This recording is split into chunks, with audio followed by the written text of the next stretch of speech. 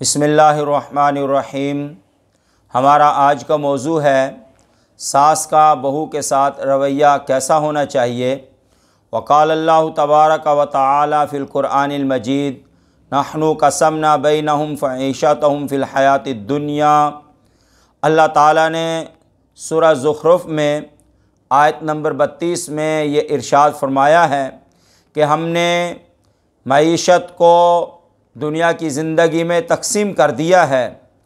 और आज हम घरेलू हालात से और घर की चारदीवारी में अगर देखते हैं तो घर की चारदीवारी में, घर की ज़िंदगी के इस निज़ाम में जहाँ पर सास भी है, बहू भी है और दीगर रिश्तेदार, एक कुनबा, एक फैमिली मुकम्मल रह रही है, ख़ानदान, लेकिन इसमें बुनियादी तौर पर मरकज़ी जो किरदार अदा करती है वो सास है। सास जितने अच्छे अखलाक वाली होगी वो ख़ानदान उतना ही ज़्यादा तरक्की वाला होगा। और उस सास के खूबी की वजह से, सास की अच्छे अंदाज की वजह से, अच्छे अखलाक की वजह से आने वाली बहू इस ख़ानदान को चार चांद लगा देगी। अगर सास ने आने वाली बहू को अच्छे रवैये और अच्छे अखलाक के साथ नहीं लिया तो वो आने वाली बहू भी इस ख़ानदान में घुल मिल नहीं सकेगी जल्दी से, और शिराज़ा बिखरना शुरू हो जाएगा, नफ़रतें फैलना शुरू हो जाएंगी। याद रखो, आज हम सब जो नई ख़ानदान में आने वाली बहू होती है उसके ऊपर नज़र होती है कि इसका बोल चाल किस तरह है, इसके तौर तरीके कैसे हैं, इसका रवैया मिजाज कैसा है, इसको खाना पकाना कैसा आता है, ये उठती बैठती कैसे है, सोती जागती क्या तरीक़ा, सारी चीज़ों को नोट किया जाता है। सिखाने वाला कोई भी नहीं होता, बताने वाला कोई भी नहीं होता, उसकी तरबियत करने वाला कोई भी नहीं होता, जबकि वो भी एक लड़की है और एक ज़िंदगी के एक हिस्से से गुज़र रही है, बल्कि इस मौके पर तो वो अपनी ज़िंदगी का आगाज़ कर रही है। इसमें सास इस आगाज़ ज़िंदगी करने वाली ख़ातून को अच्छे तरीके के साथ लेकर चलेगी तो यही बहू इस सास के लिए बेटी का किरदार अदा करेगी, और जो बेटियों के दिलों में हमदर्दियाँ होंगी वही हमदर्दी इस बहू के अंदर होगी। बल्कि मैं यूँ कहता हूँ कि बेटियाँ तो अपने अपने ससुराल में होती हैं, असल बेटी तो होती ये है, नस्बी तौर पर, हकीकी तौर पर तो वही बेटियाँ हैं, लेकिन वो तो दूर हैं। दुख में, दर्द में, तकलीफ़ में, राहत में, आराम में सबसे करीब तो ये है।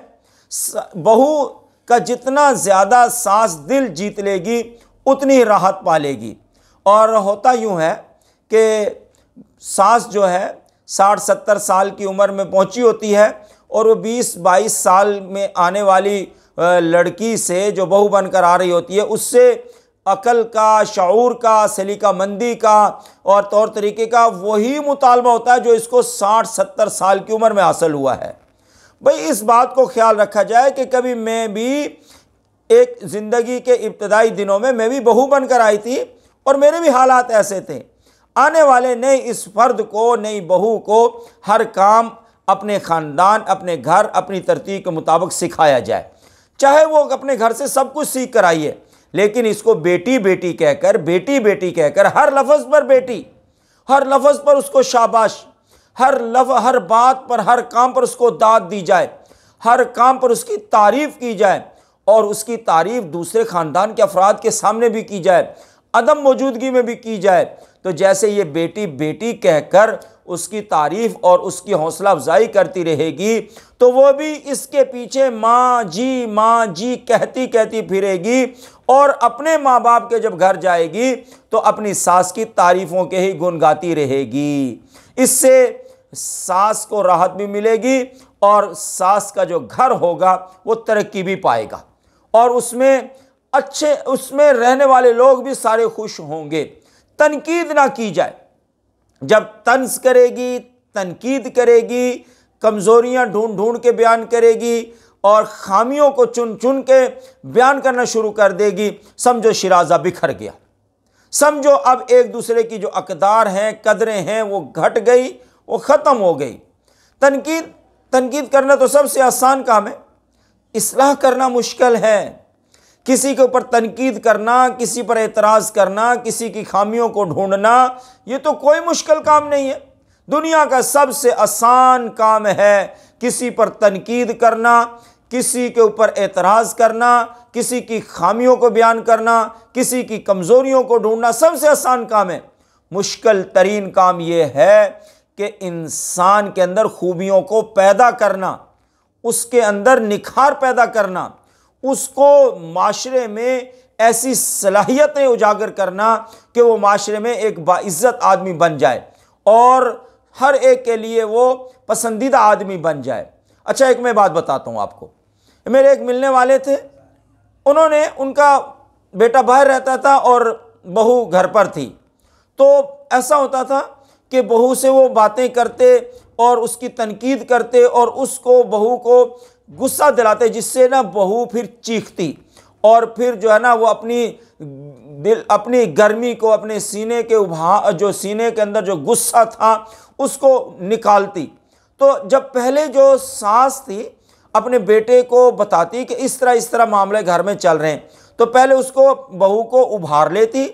जब उभार लेती थी तो उस वक़्त मोबाइल को ऑन कर लेती, और जब आप उसको कोई बातें कह रही उस वक़्त कोई बात नहीं है।